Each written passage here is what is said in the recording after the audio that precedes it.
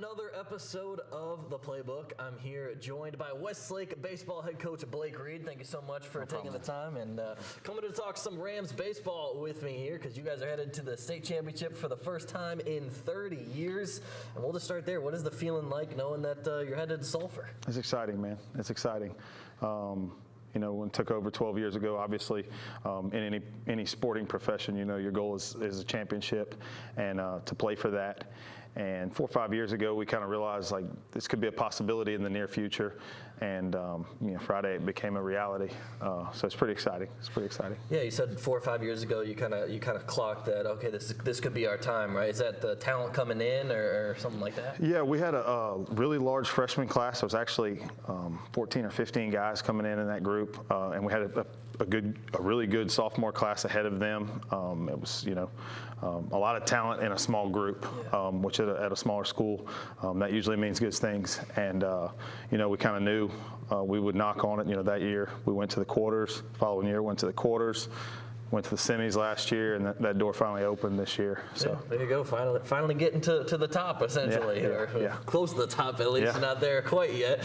But how have your players really handled that coming through this week, going to practice? Is there a little different energy around the team? Yeah, I mean, there's a little bit more buzz. They're excited. There's just the whole last month, man. Like we haven't changed our routine at all. We've had a very generic Monday, Tuesday, Wednesday, play Thursday, and it's kind of worked out. A lot of teams have had issues with scheduling and whatnot. We've got to play a Thursday game in every round so far, so that's created some normalcy for us, and I think it's been really good for us. Yeah, and like you said, you were working the last 4 or 5 years, really kind of breeding this group to be where you are now. Just now that you've gotten here, what do you think is different about this group specifically that made allow them to get to the state championship? I don't think they ever count themselves out. In the last 2 rounds especially, we've been down 4-0 twice, and really made a surge and put some pressure and allowed ourselves to get back in those games and go win those games.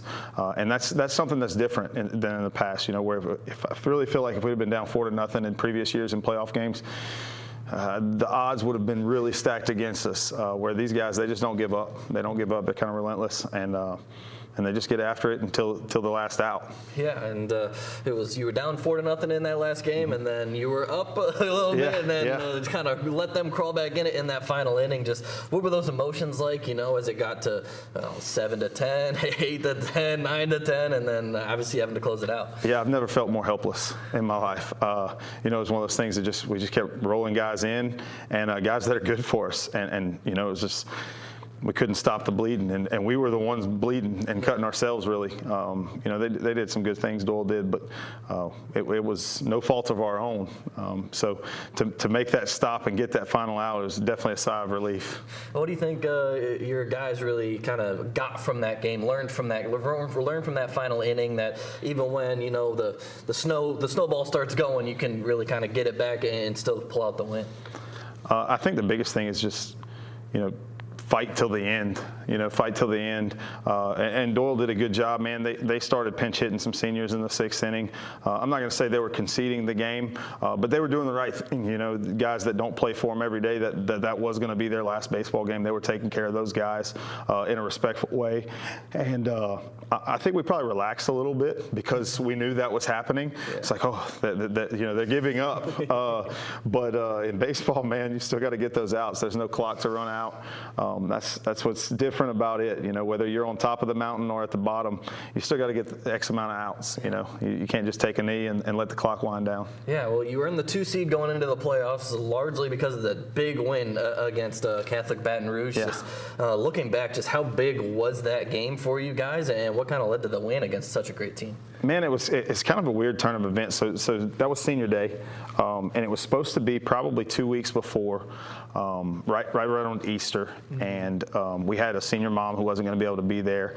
So we kind of talked. I talked with the seniors. I'm like, look, here's our options. We play it, and obviously his mom won't be there, or we move it to the Catholic game, and his mom will be there. And they're kind of like, well, Coach, everybody wants their mom there if they can have their parents there. So we moved it there. So it was kind of the day was about them, and then They took a 3-0 lead. Then Cooper Williams hits the solo shot in the third, and I think that home run was big. Like the feel in the dugout and on the field was like, okay, maybe we can beat these guys. They made a couple mistakes, and we capitalized. We capitalized big. We had a couple big innings in there, and we just played really good defense. Really good defense. We pitched well. We got a good start out of Conrad. Vidrine came in relief, and we just didn't allow any breathing room for them. Yeah. Well, obviously a big win, but coming off of that loss to St. Louis in the district championship, just what did that loss kind of teach your guys going into the postseason, and just how big was that game as well? Yeah, we had a nasty habit in district, the games that we lost, of creating offense for the other team, whether that be from the mound or defensively. We would out-hit, I think in all of our district losses, we out-hit our opponents. We also out-aired and out-walked them as well. And I think all those district losses kind of led to that, hey guys, we can hit, we can score runs, but if we're creating runs for the other team, it's going to cause more problems for us down the road. And we really haven't done that a ton, especially in the playoffs. Our guys have been great on the mound and defensively. Yeah, and obviously it's led to 8 straight wins for you guys now. Your best win streak of the season is coming in the playoffs. That's kind of what you want, playing your best ball, obviously, when it matters. Just kind of how are you feeling this momentum going in? Like, does it feel like you guys can't lose right now? Yeah, the crazy thing is it doesn't.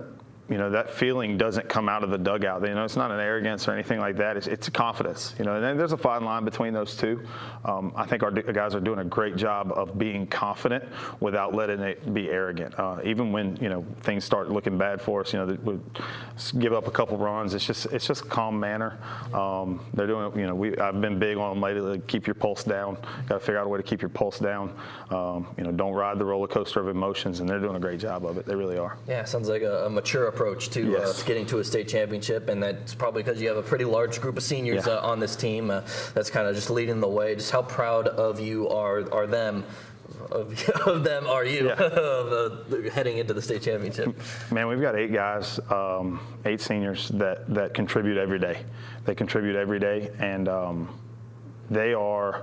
they're definitely the heartbeat. You know what I mean? Like they are driving force every day in the way they're carrying themselves at practice. And look, I'm not going to say that they show up and it's all serious all the time. They know how to keep it light, but they know when it's time to work, they go to work. And those other guys kind of follow suit with that, and hopefully learning stuff for the future as well. Mm-hmm. Yeah, and one guy that stands out to me, I've been to a couple of your games just on the field, is Cooper Cryer. Just kind of a leader out there is what I'm saying. I'm looking at almost like, is he the head coach out there, head shortstop? Just so what has he meant to the program for the last 4 years? Yeah, Coop's awesome, man. He, what's funny is he comes in as a freshman, and he's not the best body as a freshman, but he goes takes ground balls at shortstop. It's like, man, this kid makes plays. He makes plays.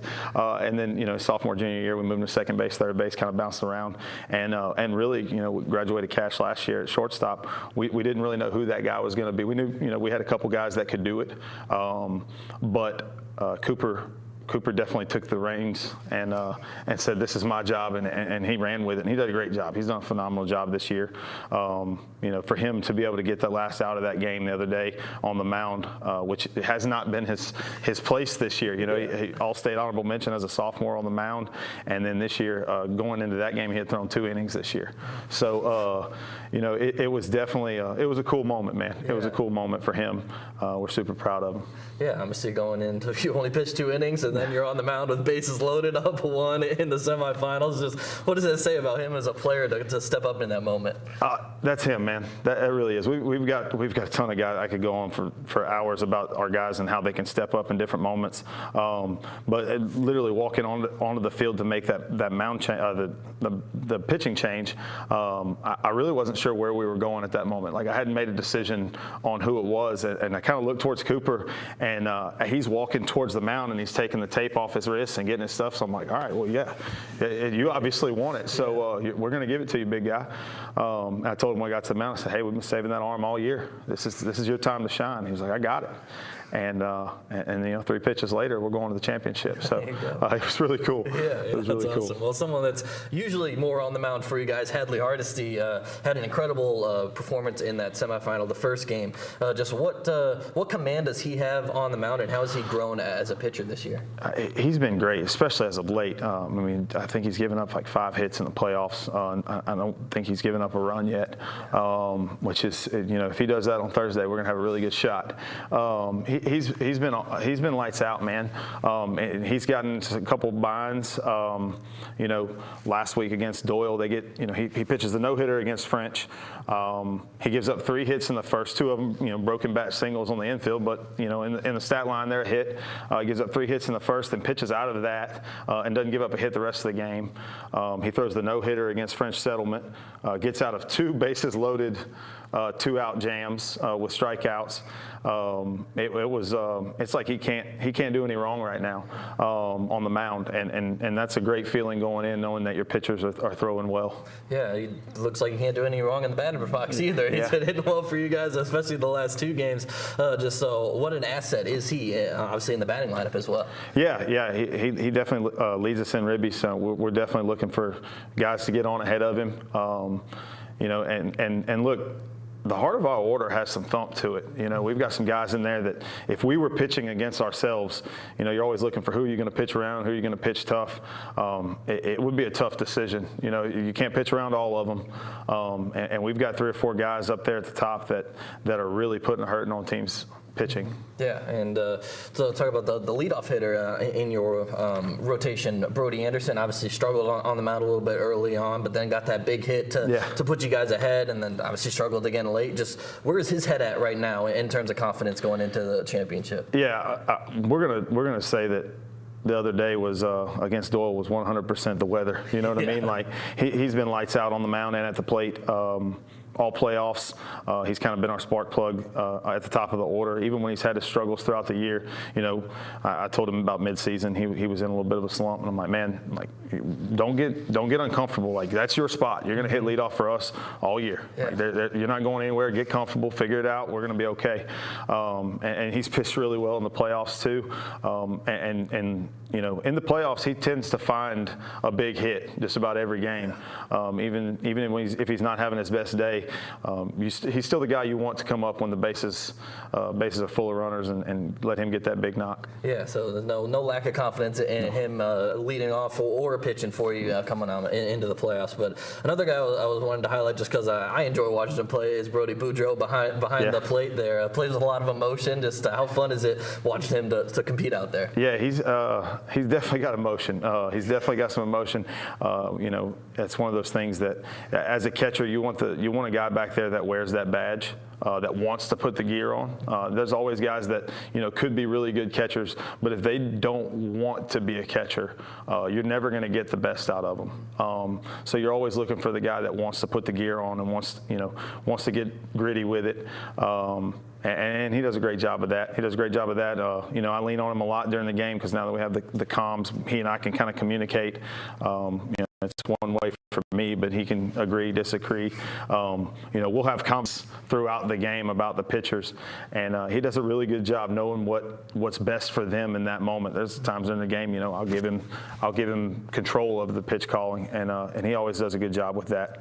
Matter of fact, the other night after Cooper threw those first 2 pitches, they were both fastballs, and I asked him, I said, "Do you like any of the off speed? What off speed do you like?" And he just kind of shook his head no.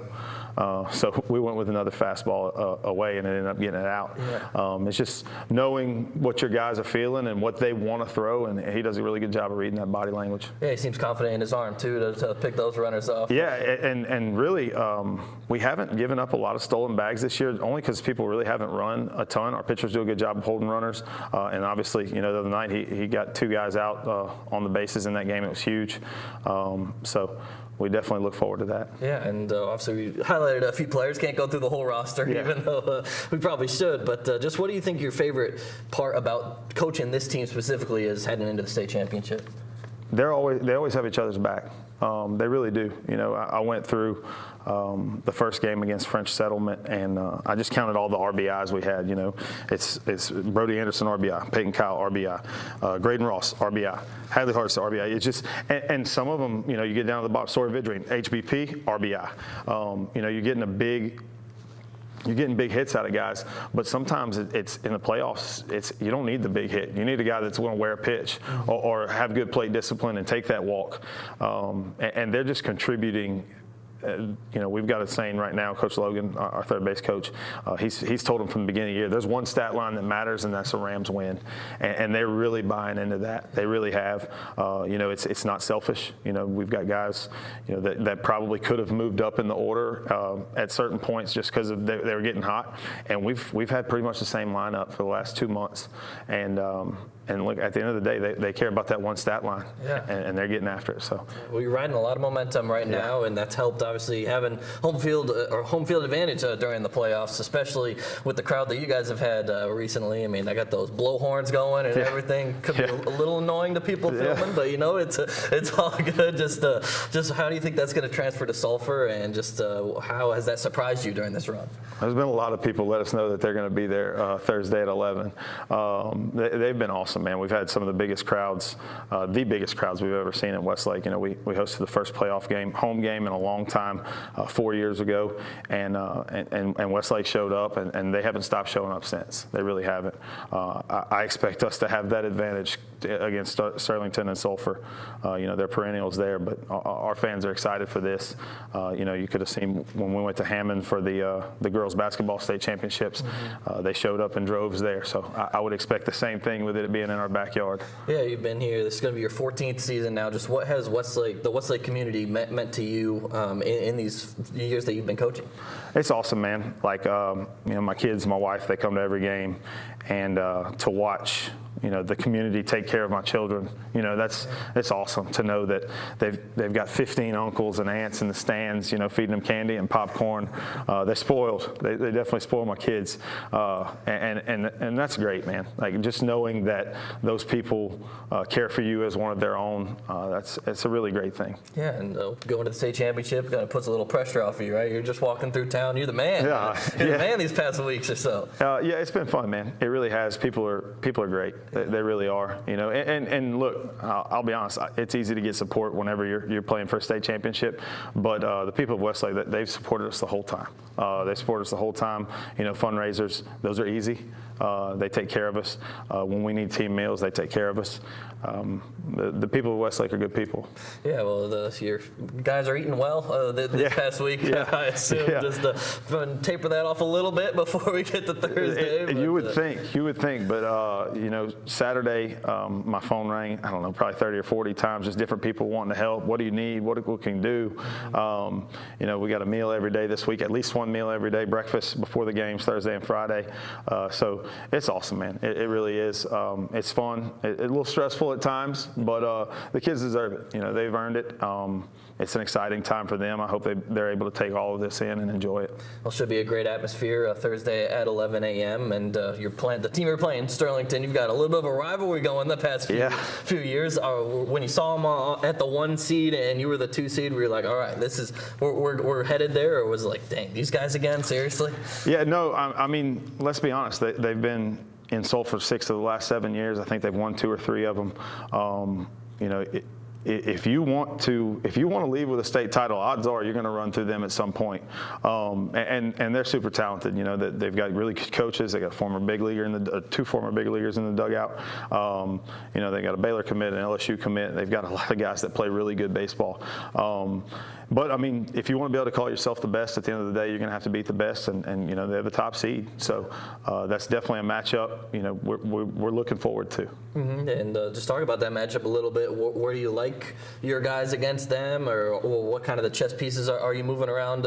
Come this, don't give too much away, obviously, but just how do you like the matchup? No, I think both of us are probably going to go with what's worked all year for us. You know what I mean? I don't expect them to change much for us. We're not going to change much for them. You know, our goal is to execute our game. Their goal is going to be to execute their game. There's no trick play. You know, there's no trick play in baseball. You're going to have to get those 21 outs, and you're going to need to be one run better than the other team. And I think that's what they're going to do, and I think that's what we're going to do. I know that's what we're going to do. Yeah, that's awesome, man. Well, good luck taking on Sterlington 11 a.m. On Thursday. Is there anything you want to say to the Westlake faithful that voted you on here that you're going to be showing up, obviously, on Thursday? Go Rams. Go Rams. All right. Thank you so much for coming on, like I said, and thank you guys so much for tuning into this episode of The Playbook. Like I said, you might want to stay tuned, definitely want to stay tuned for our coverage of the championships Thursday and Friday. I know Sam Houston's also in the championship, and we got the Class B and Division IV non-select going on today and tomorrow as well. So just stay tuned to all the coverage, and of course you can catch all of that action coming up this weekend on Extra Innings, which is our baseball highlight show. But like I said, thank you so much for tuning into The Playbook. Thank you to Coach Reed, of course, for talking some Rams baseball, and we'll see you next week.